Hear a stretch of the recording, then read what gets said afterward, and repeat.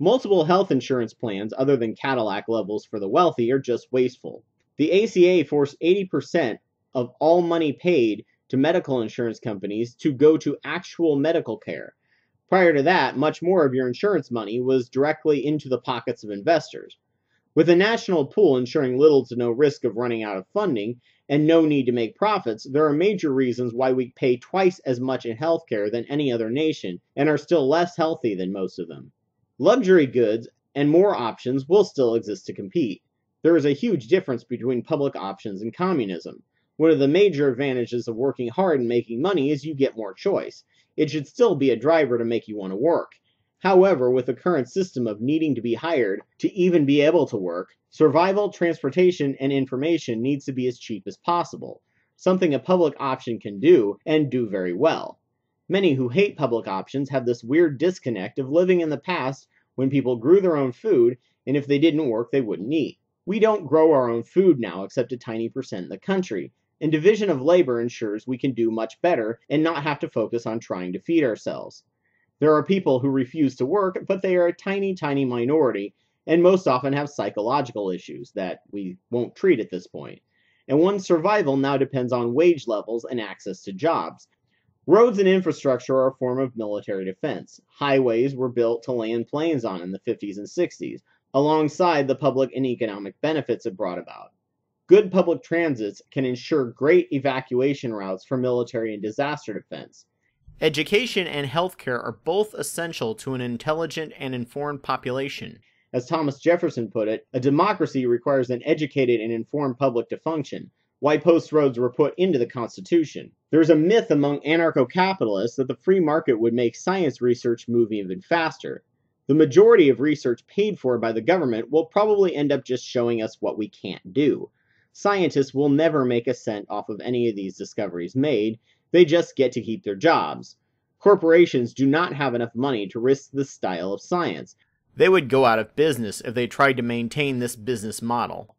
20 years from now, new corporations will use this current research freely given by the government to make new technology that benefit us all, which would never have been possible without government funding and effort. Conservatives believe scientists are part of a big conspiracy to make a lot of money off of government grants. Conservatives want to stop funding in science while giving corporations tax breaks because they think that planting trees and waiting 20 years wastes too much money that could be used to allow lumber companies to harvest more trees. People ask why government should pay for free education.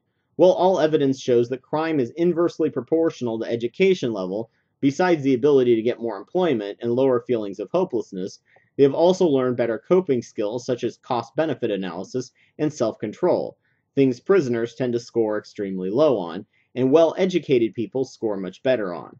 Sending someone to prison costs more than sending them to college. Not to mention the psychological and financial cost of crime, yet few questions why we should fund prisons the way we question why we should fund schools. After World War II, the GI Bill program paid for returning soldiers' degrees, and the government ended up making all of their money back and then some in taxes because it bumped the graduates up in the tax brackets and they paid higher taxes. Right now we have so many middlemen to administer grants and student loans, we're paying more for our education than if the government just paid our higher education in full. In most other Western nations, one can get 100 gigabytes per second of internet bandwidth for $40. In the US, you can get 1/10 of that for slightly more. This is completely due to the fact that cable companies are the biggest lobbying groups in Congress, and are cartels where they don't compete in each other's areas. Most other nations have public option fiber, so the cost is extremely low, and bandwidth companies have to innovate if they want to compete with the government. Instead, in the US, cable companies are not innovating, and are just harvesting money from their investments they made long ago. Internet is the new post road, and can be done much better by the government, but lobbyists ensure that won't happen. The problem with the current generation is they have no frame of reference as to how much more expensive things that the government now does was before they invested tons into services and infrastructure. All they see is problems. Problems that can only happen when an organization is big. And if they see the stats on a government agency, they are almost never stats on private corporations to compare them to. The VA gets a horrible rap, though prior to the return of the troops from the wars and constant cuttings of their budget to upgrade, they had approval ratings in the 90% range. Compare that with hospital approval, and I'll bet you that a well-funded VA approval rating beats all the hospitals hands down, and for a much lower price. With lobbyists and wealthy campaign donations buying politicians, they are stripping the quality of government services, then telling you how much government doesn't work, so the competition can make more money off the less wealthy Americans in higher overhead and profits that a well-run government option won't charge. American innovation is stagnated because most of our corporations don't innovate anymore. They have no real competition and therefore no reason to.